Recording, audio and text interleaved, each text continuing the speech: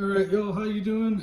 Time to make my second video today. I finally got the big item that I've been waiting on so I can start work on my Mercury Capri. I'm going to use a QuickJack because my garage is not big enough to do a 4-post full car lift. So I'm going to see what I can do with this. As you can see, it comes in 3 boxes. Bought the 7000 TL version. It was big enough to be able to work on our minivan should I need to. I got to replace the shocks on it too. So I went for a little bigger jack than I needed for the Capri, but I'll be able to do more vehicles with this as well. So as you can see, it comes in 3 boxes. Costs around $1,900 at the time of this video. And you can see that the box is kind of beat up. I'm not sure how much that came in shipping, but I also opted for a open box model because it was a little bit cheaper. But they guarantee that the system inside works just as well as any other brand new system. So we'll see, check it out. If not, I'll be contacting BenPack. That's the parent company. By the way, I am not sponsored or in partnership with this company at all. I just saw it on TV, thought it looked pretty good for what I needed, decided to give a chance. And it's also an American company. They say they've been in business for over 50 years, so I'm going to try it and see what the quality's like. Okay, here's the contents of box 1. You got the connecting hoses, the blocks to raise vehicles of different heights, whether or not you got deep jack rails or not. The male and female couplers in the box, and then the air compressor, the hydraulic lift component, along with a bottle of thread locker. As you can see, I'm missing a block, so I'll have to contact them, see if they can send me a replacement. But they're 2 different heights of blocks, and that's box 3 technically, but it's all the parts box. All right, as you can see, not much in those 2 boxes. There's a left and a right. The boxes are marked 1 lift each box plus a positioning handle. And I will tell you that they're heavy. I spared you all the fiasco of me trying to get these out of the boxes by myself, but rest assured it was pretty entertaining.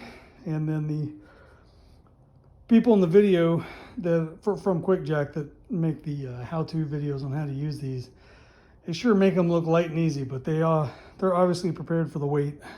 So just keep that in mind if you decide to get a set of these. There's some heft to them. They're about 100 pounds each jack. So you can store them on the wall if you find secure wall beams. So they can be kept out of the way, but they got a little bit of weight to them. Okay, so I finally got it all set up. Had to take a brief delay because of the weather turned kind of sour. It's all hooked up. I think I mentioned earlier in the video that they only sent me 4 of the large blocks, and only 3 of the large blocks, but there's supposed to be 4 of each that come with it. So I got to contact them about that. This is the positioning handles that you can use to position the QuickJacks under your car. If you have the QuickJacks side by side in the garage and you drive your car in over top of them, then you can use these handles to pull the QuickJacks under the frames or wherever the factory recommended jacking points are. And then there's the packing list if you guys want to take a look at that to see what all comes in the package. I do have to make a quick note though. There's several instances in the instruction manuals and setup that says do not drive over the hoses because they're under pressure, and do not drive over top of the actual QuickJack frame. That's not built for that. So this is not, again, it's not a standard 4-post lift. So you don't drive, your tires should not drive over top of the frames, right? They should be between the wheels, lifting on the frame of the car or wherever the factory recommended lift points are. As you can see on the rubber blocks that they send you, they're flat on top. And so if you have a control arm or a K-member or some other solid lift point on the frame that will utilize these, that's fine. Otherwise, they sell optional blocks, which I went ahead and bought for my car because Mercury Capris have pinch welds, like all the Fox bodies do, that you're supposed to lift off of that. So the pinch welds have slits in the blocks that fit over the factory recommended position. As you can see, the hoses are plenty long enough. This is just, again, I just got done setting up. I haven't even lifted the car for the first time yet. Another key warning in several places in the instruction manual is do not lift the QuickJacks without any weight on them. So resist the urge to hook them up and then just play with them, because I certainly had to, because they're under so much hydraulic pressure that the weight of the frame by itself may not be enough to actually lower it if you put it up all the way. And so you may have to find some weightlifting equipment, some 45-pound plates to stack on top in order to get them to come back down. So resist that urge. But the control panel, super simple. You can't mess that up. I mean, it clearly is marked up or down. Like, those are your two choices, right?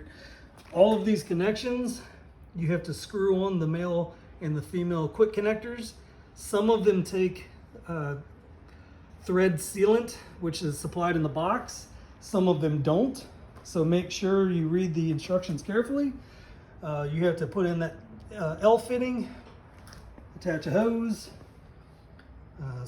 screw on those quick connectors, long hoses, connect to the electrical motor and the hydraulic tank, unless this is just the version that I got. But you have to screw on these quick connectors too onto the pump. And some of them take liquid thread sealant and some don't, so just follow the directions.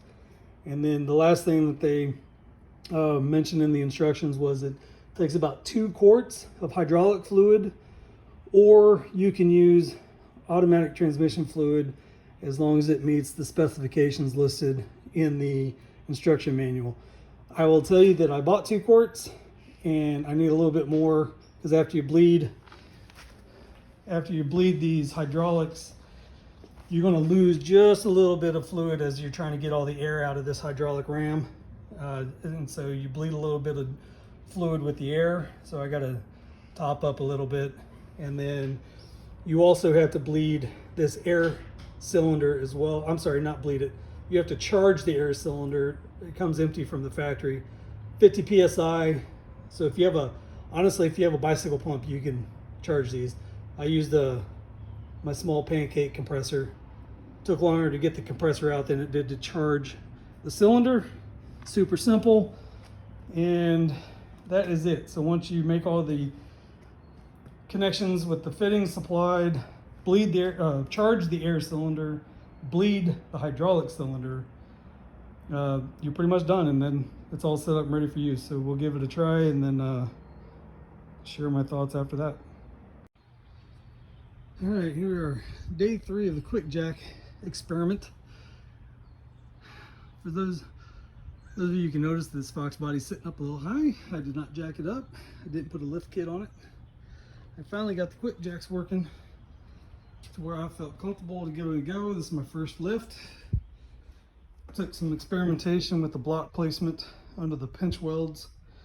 Had to stack the pinch weld blocks on top of a small lift block, which QuickJack says that you can do. I checked with them first. But because I have these ground effects on my car, I needed to stack the blocks in order for the frame, the lifting frame, to clear the ground effects, the body trim. But I mean, that is way more lift than I thought. I can definitely get up under there easily to do most under car maintenance that I need to do. I would highly recommend that people use a dedicated garage for this, because I've definitely got to clear some stuff out of here, make room for the work. Other than that, as you can see, this is in the locked up position. The lock bar's locked in on a block, so it can't lower anymore. But if you see down here, there's another lock position. So this is only about half the height this thing gives. I can jack it up even further. That's going to be plenty of room to do any work under the car. I just got to make sure when I bring it down, clear my hoses. And this again is what QuickJack in their instruction manual was saying. You can either position the jacks off to the side, back your car in, and then slide them under the frame from the outside in, which is what I opted to do this time. Or you can put them side by side in the middle of your garage, basically. Back your car in with the QuickJacks under the car, and then slide them to the frame rails from the inside out method. At which time your hoses would be more neatly tucked under the car between the wheels. I opted not to do it that way because I'm replacing brake lines and I'm going to need all the room under the car for a creeper and for rolling around, and I didn't want to be constantly hitting these hoses under the car. But if I'm doing just brake work, I totally see tucking the hoses up under the car out of the way.